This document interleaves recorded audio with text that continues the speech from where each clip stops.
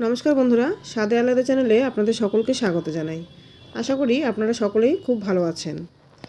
আজ আমি চলে এসেছি একটি পিঠের রেসিপি নিয়ে, গুড়ের পাটিসাপটা।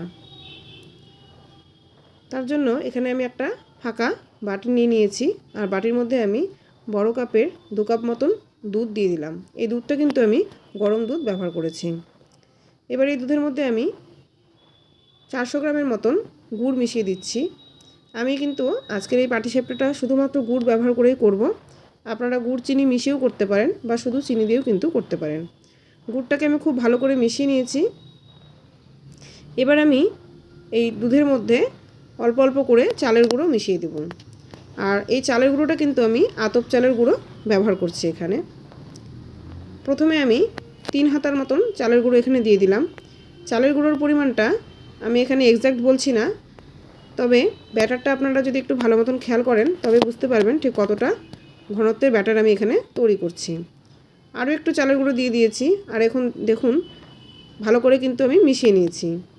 চালের গুঁড়োটা অবশ্যই একবার ছেঁকে নেবেন, এতে করে ব্যাটারটা কিন্তু অনেক বেশি স্মুথ তৈরি হবে। এরকম ঘনত্বের ব্যাটারই কিন্তু আমার পাটিসাপটার জন্য প্রয়োজন। খুব সামান্য একটু নুন দিয়ে দিয়েছি এর মধ্যে। ব্যাটারটা একেবারে রেডি হয়ে গেছে। এবার এটাকে আমি ঢাকা দিয়ে 15 মিনিটের জন্য রেস্টে রেখে দেব। আর এখানে আর একটা পাত্র নিয়ে নিয়েছি আমি।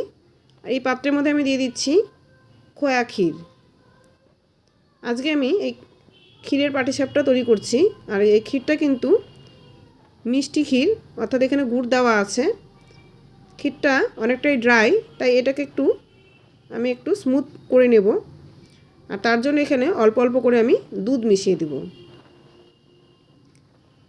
একেবারে গরম দুধ কিন্তু আমি এর মধ্যে মিশিয়ে দিচ্ছি। প্রয়োজন মতন দুধ দিয়ে খুব ভালো করে আমি হাত দিয়ে মেখে নেব।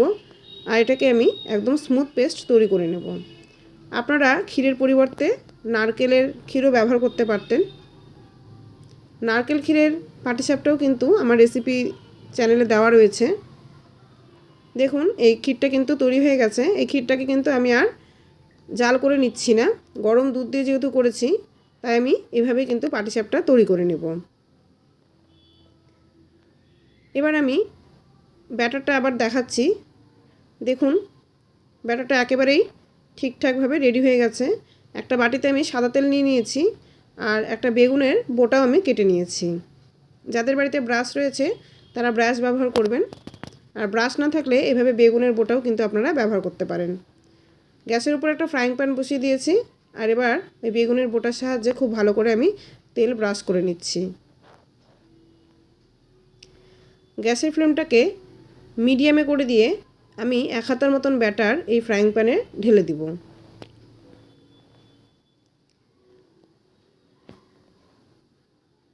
একটা গোল হাতা দিয়ে আমি ব্যাটারটা ঢেলে দিলাম। এবার ফ্রাইং প্যানটাকে একটু নাড়িয়ে চাড়িয়ে ব্যাটারটাকে একটু স্প্রেড করে নিব। যখন ওপরের দিকটা একটু ড্রাই হয়ে আসবে তখন চামচের সাহায্যে আমি 1 চামচ করে ক্ষীর ভালো করে পুরো পাটিসাপটার লাইন ধরে দিয়ে দিব, যাতে করে প্রত্যেকটা কামড়ে যেন ক্ষীরের টেস্টটা পাওয়া যায়। দেখুন লম্বা করে আমি একদম শুরু থেকে শেষ অবধি দিয়ে দিলাম। এবার একটা খুন্তির সাহায্যে খুব ভালো করে আমি এটাকে রোল করে নেব। দেখুন এই পাটিসাপটাটা কিন্তু আমি প্রথম পাটিসাপটা তৈরি করছি, তবু কিন্তু এটা ফ্রাইং প্যানে লেগে ধরেনি বা পাটিসাপটাটা কিন্তু ভেঙেও যায়নি। যেহেতু গুড়ের পাটিসাপটা করেছি তাই কিন্তু এটার কালারটা একটু লালচে লালচে কালার এসছে। এই পাটিসাপটাটা আমাদের একেবারে রেডি হয়ে গেল। একই রকমভাবে আমি বাকি পাটিসাপটাগুলোও তৈরি করে নেব। আমার আজকের এই পাটিসাপটাটা আমি শুধুমাত্র চালের গুঁড়ো ব্যবহার করেই ব্যাটারটা তৈরি করেছি। তবে ময়দা, সুজি আর চালের গুঁড়োর সঠিক পরিমাপ সহ ব্যাটার কী করে তৈরি করে পাটিসাপটা তৈরি করতে হয় তার রেসিপি কিন্তু আমার চ্যানেলে দেওয়া আছে। আমি সেই লিঙ্কটা আমার ডেসক্রিপশন বক্সে দিয়ে দিব, আপনারা অবশ্যই চেক করে নেবেন। একই রকমভাবে আমি আরও পাটিসাপটা তৈরি করে নিচ্ছি। শীতের সময় কিন্তু প্রত্যেকের বাড়িতেই পিঠে তৈরি হয়, আর পাটিসাপটা অনেকেরই খুব প্রিয় একটি পিঠা।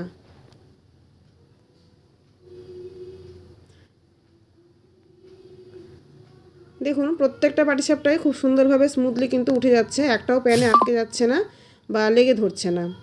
রেসিপি যদি ভালো লেগে থাকে তাহলে অবশ্যই ভিডিওটাতে একটা লাইক করবেন, কমেন্ট করবেন এবং শেয়ার করবেন। চ্যানেলে নতুন বন্ধু হয়ে থাকলে চ্যানেলটিকে সাবস্ক্রাইব করে পাশে থাকার অনুরোধ রইল। ভালো থাকবেন, সুস্থ থাকবেন। ধন্যবাদ।